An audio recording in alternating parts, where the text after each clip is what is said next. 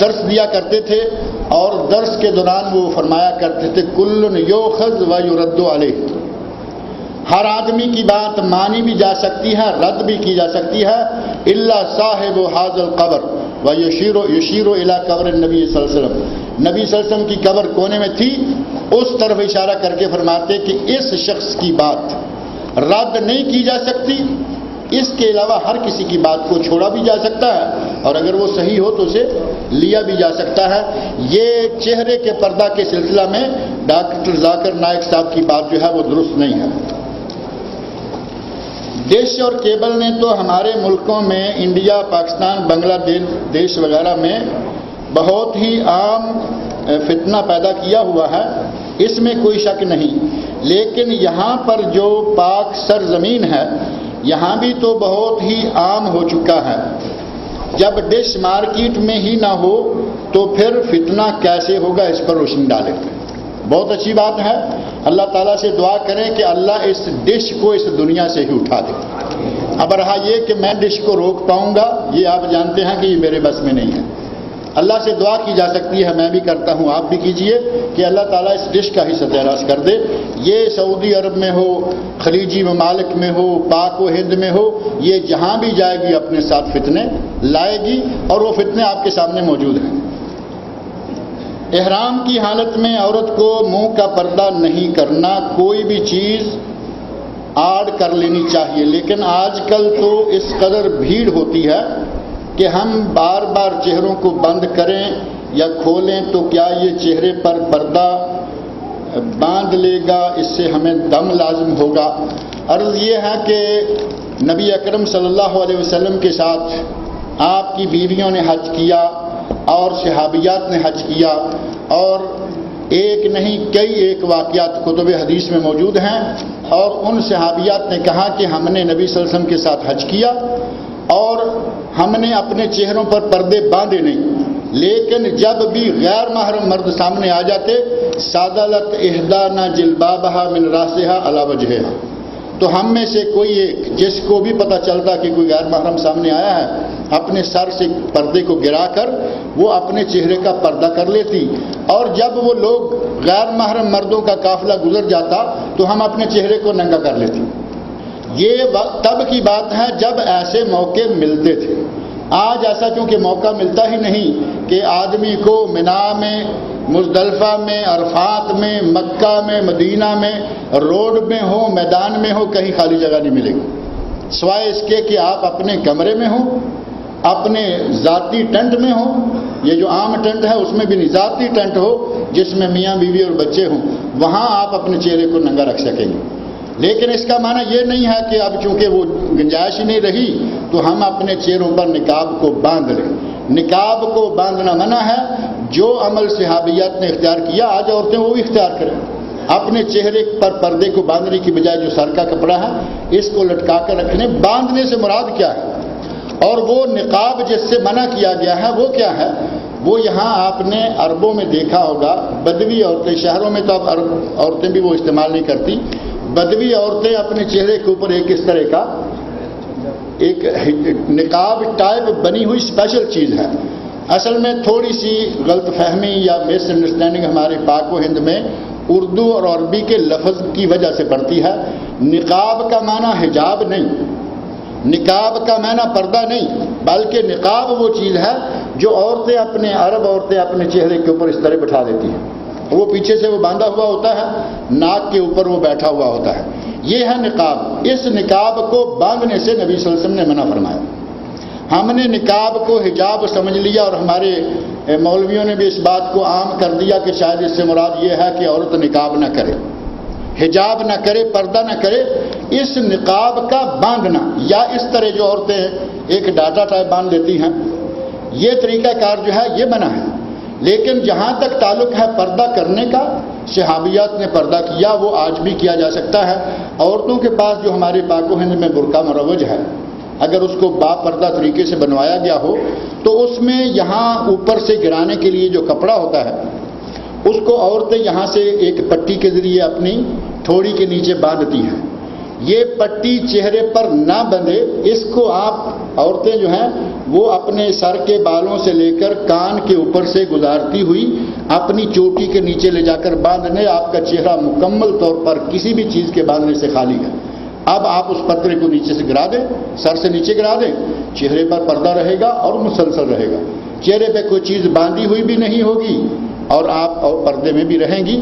اس طریقے سے آج کے دور میں، رش کے دور میں، عورت کو پردے کے ساتھ ہی حج اور عمرہ کرنا چاہیے۔ احرام کی حالت میں نقاب باندھنا منع ہے لیکن پردہ کرنا منع نہیں ہے، یہ غلط فہمی ذہن سے نکال لیں۔ برائے مہربانی وہ 6 آیات کون کون سی ہیں، وہ کہاں کہاں ہیں، وہ بتا دیں۔ باہر کتابیں موجود ہیں، 6 آیات 12 حدیثیں 7-8 آثار صحابہ پوری ڈیٹیل کے ساتھ موجود ہیں۔ 2-1 ریال جیب سے خرچ بھی کر لیا کریں۔ فرض نماز کے بعد سر پر ہاتھ رکھ کر یا قوی ورد پڑھنا یہ نبی صلی اللہ علیہ وسلم سے قطعاً ثابت نہیں ہے، یہ بنا لیا ہے کسی نے یا قوی، اور پھر وہ شاید اپنی آنکھوں پہ بھی کچھ انگلیاں پھیرتے ہیں، یہ ورد نبی صلی اللہ علیہ وسلم سے ثابت نہیں ہے، یہ بنایا ہوا ہے۔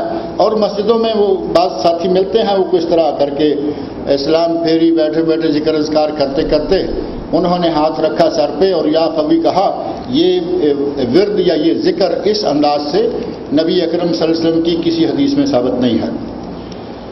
عورت کی آواز کے پردے کا کیا حکم ہے؟ وہ آپ نے سن لیا ہے کہ اگر عورت اپنی آواز کو نکالے بھی تو نکالے، لیکن اس میں لوچ، اس میں لچک، اس میں حسن پیدا نہ کرے کہ 80 سال کی کھوسٹ بھی اپنے آواز کو 16 سال کی لڑکی بنا کر پیش کرے، تو وہ کیا کہہ رہی ہے؟ وہ باہر والے کو دعوت گناہ دے رہی ہے۔ وہ آپ نے تفصیل سن لی ہے۔ اب رہا یہ کہ ڈاکٹر فرحت ہاشمی کی کیسٹیں اور CDs چلائی جا رہی ہیں، تو اس سلسلہ میں پہلے بھی کئی مرتبہ بات آئی ہے کہ اگر عورت یہ نہیں کہ اپنی آواز کو اسپیشل انداز سے بنا کے چلاتی ہے، باہر سے آنے والے کا جواب دے سکتی ہے، یہ نہیں کہا مولانا نے، آپ نے ابھی تقریر سنی تفصیل کے ساتھ، یہ نہیں کہا کہ اسے یہ نہ بتاؤ کہ گھر میں کوئی ہے یا نہیں، میرا شوہر کہاں ہے، یہ کہا کہ آواز کو لوچدار بنا کر نہ بات کریں، آواز کو نرم بنا کر اسپیشل انداز سے نخرے کے ساتھ بات نہ کریں، نارمل آواز سے جواب دیں، اور نارمل آواز سے ہی اگر کسی کو بات بتائی جائے تو بتا سکتی ہیں۔ پردے کی حالت میں محدثات اور بڑے بڑے اہل علم خواتین پہلے گزری ہیں، ان سے پڑھنے والے استفادہ کرنے والے مرد تھے، لیکن پردے میں رہ کر اگر کوئی کسی کو فائدہ پہنچا سکتا ہے علمی تو کوئی حرج نہیں ہے۔ پاکستان سے ایک سوال ہے، پتہ نہیں یہ کس طرح آیا ہے، آن لائن ابھی لوگ سن رہے ہیں پاکستان میں۔ ہاں، کچھ لوگ جو ہیں وہ آن لائن کہہ رہے ہیں کہ پاکستان میں بھی اس درس سن رہے ہیں۔ لکھا ہے کہ کیا عورتیں بس میں تھوڑا سفر بغیر محرم کے کر سکتی ہیں یا نہیں؟ پہلی بات یہ ہے کہ آج کا جو موجودہ دور ہے اس میں آپ سمجھ سکتے ہیں کہ اکیلی عورت اگر نکل جائے بس میں، بس سے نکل کر بس سٹاپ جس میں جا کے کہیں آگے والے بس سٹاپ پر اترے گی، کیا یہ توقع کی جا سکتی ہے کہ وہ سیدھی اپنے میزبانوں کے گھر ہی چلی جائے گی؟ وہاں سے رکشے میں بیٹھ کر جائے گی، رکشے والا اسے کہاں لے کے جائے گا؟ وہ نکل تو سکتی ہے لیکن اس قدر فتنہ موجود ہے کہ اسے اپنے ساتھ محرم لے کر نکلنا چاہیے، کیونکہ ایک دن یا ایک دن سے کم کے سفر میں زیادہ سے زیادہ تھوڑا سا سفر نکلنے کی اگر اجازت لیں تو آج کا دور، آج کا معاشرہ اس قدر فتنوں سے بھرا ہوا ہے، اچکے اور اچک لے جانے والے عورتوں کو، لڑکیوں کو بازار بھرے ہوئے ہیں۔ عورت کو چاہیے کہ جب بھی نکلے سیکورٹی کے لیے اپنے ساتھ اپنا شوہر، اپنا بھائی، اپنا بیٹا، کوئی نہ کوئی آدمی لے لے۔ دوسرا سوال لکھا ہے کہ کیا میں اپنے والدین کی طرف سے عمرہ کر سکتا ہوں اگر وہ زندہ ہوں یا انتقال کر گئے ہوں؟ تو اس سلسلہ میں عرض یہ ہے کہ حج بدل کے بارے میں نبی صلی اللہ علیہ وسلم کی 1-2 نہیں کئی احادیث موجود ہیں۔ کسی نے ماں کی طرف سے، کسی نے بہن کی طرف سے، کسی نے والد کی طرف سے، کسی کی طرف سے حج کرنے کی 4 شکلیں ہو سکتی ہیں۔ مرد مرد کی طرف سے کرے، عورت عورت کی طرف سے کرے۔ شک ہو سکتا ہے کہ شاید مرد عورت کی طرف سے کرے تو چونکہ ان کے احکام الگ الگ ہیں، ہوگا یا نہیں ہوگا۔ صحیح حدیث میں یہ بات موجود ہے کہ مرد عورت کی طرف سے اور عورت مرد کی طرف سے بھی حج بدل کر سکتے ہیں، لیکن یہ جتنی بھی احادیث ہیں ان میں حج بدل کا ذکر ہے۔ حج بدل میں عمرہ بھی شامل ہے. اگر آپ قران کرتے ہیں تو بھی عمرہ شامل ہے، تمتع کرتے ہیں تو بھی عمرہ شامل ہے. اس عمرے کی بھی اجازت ہے، لیکن اکیلا عمرہ کسی دوسرے کی طرف سے کرنے کے لیے جانا، اس کا کسی صحیح حدیث میں ثبوت میری نظر سے نہیں گزرا. اب رہا مسئلہ یہ کہ ہمارے علماء کہتے ہیں کہ جس طرح حج ہو جاتا ہے اسی طرح ہی عمرہ بھی ہو جاتا ہے. اب جس طرح یہ ہو جاتا ہے اس طرح وہ ہو جاتا ہے. اگر یہ بات تھوڑی لمبی کھینچیں گے تو پھر ہر طرح کچھ نہ کچھ ہو جاتا ہے. اگر یہ بات صحیح ہوتی، نبی صلی اللہ علیہ وسلم کے صحابہ نے پوچھی ہوتی، ہمارے سامنے آ گئی ہوتی. حج بدل کا ثبوت موجود ہے، عمرہ بدل کا کوئی ثبوت نہیں ہے. رہا مسئلہ کہ علماء کہتے ہیں ہو جاتا ہے، آپ بھی کریں، اللہ کرے کہ اللہ اس کو قبول کر لے. شیخ نے بیان کیا ہے کہ چادر کو ایک بالشت، پھر نبی صلی اللہ علیہ وسلم نے حکم دیا کہ ایک ہاتھ تو زمین سے ایک ہاتھ. برائے مہربانی وضاحت کی. چادر لمبی رکھنے سے مراد یہ ہے کہ آپ اپنے اوپر جو چادر لے رہی ہیں جس سے آپ نے پردہ کرنا ہے وہ سارے جسم کو ڈھانپے ہوئے ہو، اور ایک بالش تک وہ زمین تک، زمین سے بھی نیچے، آپ کے پاؤں سے بھی نیچے تک گئی ہوئی. آپ جب چلیں اگر تھوڑی سی نیچے ہوگی تو چلنے کی شکل میں پاؤں ننگا ہو جائے گا، اور اگر ایک ہاتھ تک وہ نیچے رگڑ رہی ہوگی تو چلتے ہوئے پاؤں ننگا نہیں ہونے پائے گا. عورتوں کو اپنا چہرہ ہی نہیں، ہاتھ ہی نہیں، بلکہ اپنے پاؤں جو ہیں ان کو بھی ڈھانپ کے رکھنا چاہیے تاکہ چلتے ہوئے وہ ننگے نہ ہونے پائے. اور اس سے بھی زیادہ احتیاط کی ایک شکل یہ ہے کہ پاؤں پر جرابیں وغیرہ ہوں، خاص طور پہ جو گاڑیوں میں عورتیں سفر کرتی ہیں. آپ یہ دیکھ سکتے ہیں، محسوس کر سکتے ہیں کہ کبھی کبھی اچانک ایسا ہوتا ہے عورت گاڑی میں بیٹھنے لگی، وہ بڑی باپردہ تھی، بڑا برقع اور بڑا اچھا اس کا لباس تھا، گاڑی میں بیٹھے وقت اس کی پنڈلی تک ساری ننگی ہو جاتی ہے. ایک پاؤں اندر رکھا، ساتھ ہی کپڑا اوپر اٹھ گیا، پنڈلی تک یہ ٹانگ جو ہے باہر والی وہ ننگی ہو گئی. ایسی شکل میں آج کے ماحول میں چونکہ ہمارے گاڑیاں ہیں الحمدللہ، اللہ کی نعمت ہے، ان کو استعمال کرنے کے لیے آپ کو پردے کا ایک اضافی سا اہتمام بھی کرنا چاہیے. شیطانی وسوسوں سے کیسے بچا جا سکتا ہے؟